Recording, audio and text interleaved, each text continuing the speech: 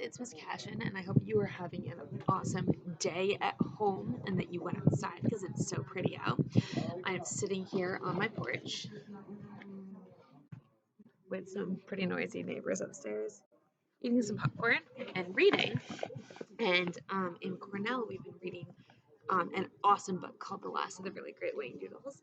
And I talked with a couple of my students today, and they said that they wanted to know what happened next. So I'm going to read the whole book out loud from the beginning, same as Mr. Skyer's doing with Charlie and the Chocolate Factory in first grade, because I thought that it might be fun for you guys to be able to listen to it. So this is one of my childhood favorite books. It's super funky. It's very imaginative, and there are no pictures on purpose. You have to be imagining what goes on in your brain. Okay, so you guys know how much I love popcorn. Unfortunately, no coffee right now, just a lot of water. All right. The Last of the Really Great Whangdoodles by Julie Andrews Edwards, Chapter 1. It was a crisp, sunny October afternoon, and Benjamin, Thomas, and Melinda Potter were visiting the Bramblewood Zoo.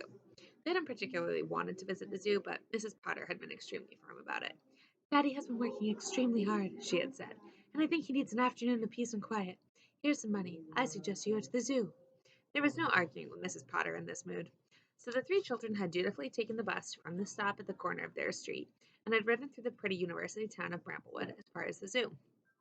Although it was the end of October and very cold, the sun was shining brightly from an unusually clear sky. Only a few clouds on the horizon gave a hint of possible rain. Late autumn leaves blew along the pavement and rolled in through the main gates of the zoo as if inviting the children to follow. On this lovely Sunday, the place was crowded with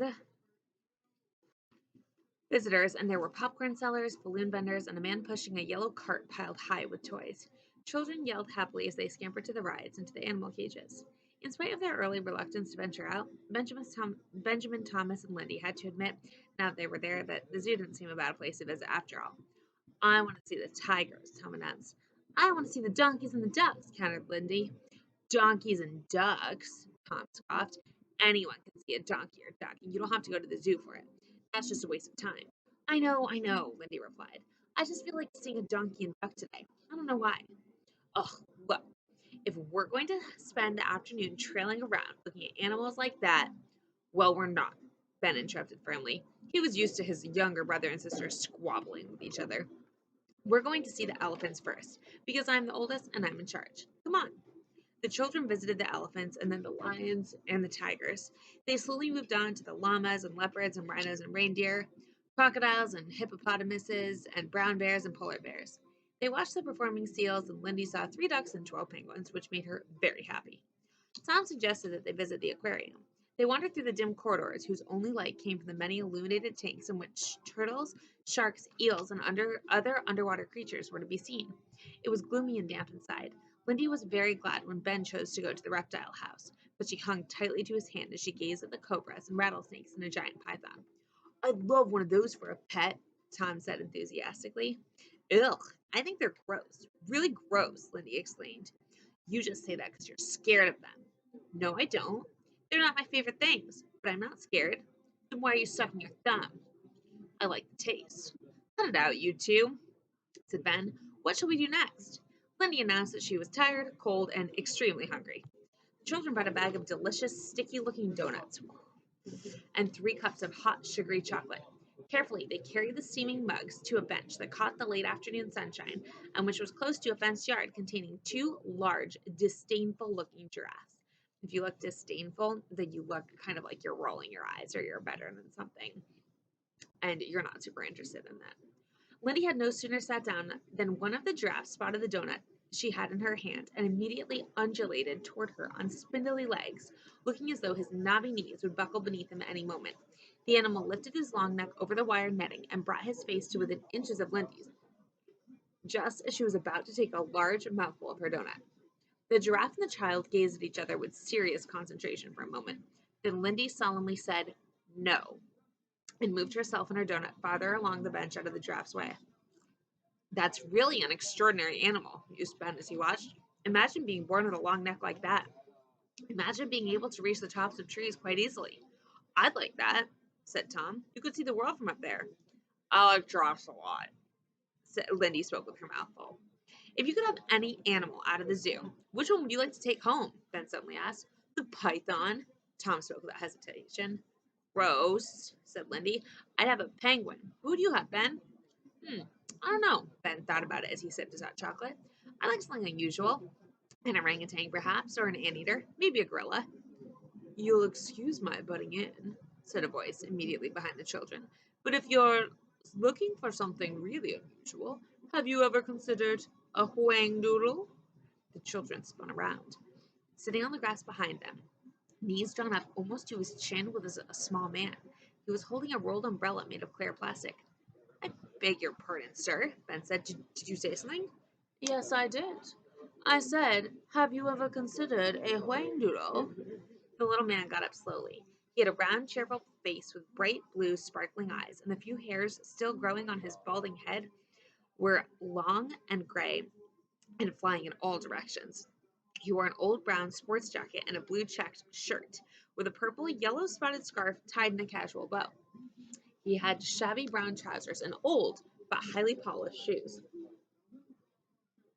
Ben said, Excuse me, but I don't think I've ever heard of a wangdoodle, sir. The remarkable looking gentleman smiled, leaned on his umbrella, and crossed one small foot over the other. That's not surprising. It's an extremely rare creature. In fact, I believe there's only one left in the whole world. What does it look like? Tom asked. Well, now, I've not actually seen the Whangdoodle myself, countered the stranger, although I do hope to one day.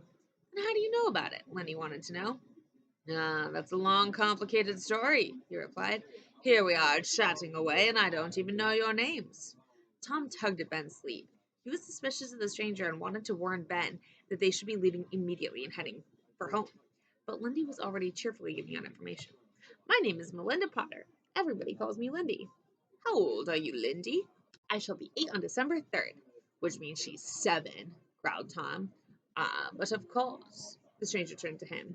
And how old are you, young man? 10. My name is Thomas Potter. And I'm Benjamin Potter, Ben offered. I'm 13. What about you? What's your name? Tom wanted to know. The stranger placed a hand on his forehead. Goodness me, what is my name? It seems to have escaped me for the moment. Lindy giggled. Tom nudged Ben hard and jerked his head as if to say, Let's get out of here. But it's really of no importance, continued the man. What is important is that this is a most pleasant afternoon, and if I'm not mistaken, it is only 2 days before Halloween, is it not? Lindy gave a little hop of excitement. Do you know what I'm going to be when we go trick-or-treating? She asked. Let me see if I can guess. He looked thoughtful.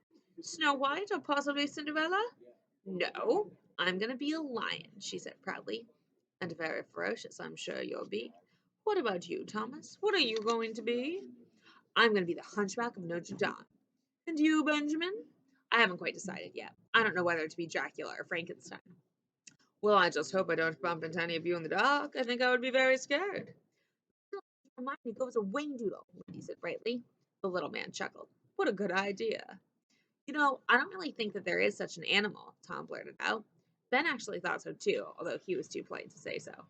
I'll assure you that the whangdoodle exists, said the man. Look it up in your dictionary when you get home. What does it look like? Asked Lindy.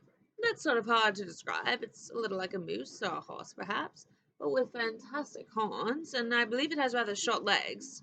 Where does it live? Inquired Tom. Oh, far, far away. Which is a good thing, for if it were here, it would be in a cage, like all these other poor animals. I do so hate to see things in cages, don't you? Then why do you come to the zoo if you don't like it? Asked Lindy with her usual candor. Candor is when you're really straightforward and just say what you're thinking. I come to study the animals. I'd prefer to study them in their natural environments, but I just haven't the time. Ben suddenly remembered to look at his watch. Gosh, we're late. You'll have to excuse us, sir, but we have to go now or we'll miss our bus. The little man took a large watch from his pocket. Yes, it is late, he said, and we'd better hurry because it is going to rain. He unfurled his umbrella with a flourish and opened it over his head. Large yellow butterflies were painted all over the clear plastic. Allow me to escort you, he said, and walked briskly toward the front gate of the zoo. Lindy fell into step beside him. I love your umbrella, she said admiringly. I bought it because it's cheery and it makes people look up. Have you noticed how nobody ever looks up? The man's voice was suddenly irritable. Nobody looks at chimneys or trees against the sky at the tops of buildings. Everybody just looks down at the pavement of their shoes. The whole world could pass them by and most people wouldn't notice. Ben and Tom discovered that they were looking at the pavement as he spoke. Quickly, they lifted their heads to the sky, only to get wet faces, for it was beginning to rain. They also bumped straight into Lindy and her escort, who had come to a sudden halt. "This is where the bus stops, isn't it?" asked the stranger. "Ah, here comes one now. Very good timing, that. I hate to waste time, don't you?" Visitors from the zoo were running for the bus or for their cars. Umbrellas seemed to be popping up everywhere. People who didn't have umbrellas went scurrying by with newspapers on their heads or their coats buttoned up tight. "You see what I mean," said the man. "None of them look up. Ever." He helped the children onto the bus. "It has been a great pleasure meeting you all. A most happy afternoon." He waved a red handkerchief as the bus pulled away from the curb. "Goodbye, goodbye," he called after them. There was a sudden, terrifying sound of rubber tires skidding to a stop and the blaring sound of a car horn. Tom, Ben, and Lindy turned quickly in their seats and looked out the back window of the bus. The little man was standing in the middle of the street, apologizing to a taxi driver who had nearly run him down. "I'll bet he was looking up," grinned Ben. The bus turned a corner, and the scene disappeared from their view. And that's the end of chapter 1. Hopefully you could not hear too much of that super loud music, and you enjoyed chapter 1 of The Last of the Really Great Whangdoodles. I definitely enjoyed reading to you. I'm going to continue reading my own book and eating some popcorn, and I hope you guys are having a great day. See you tomorrow.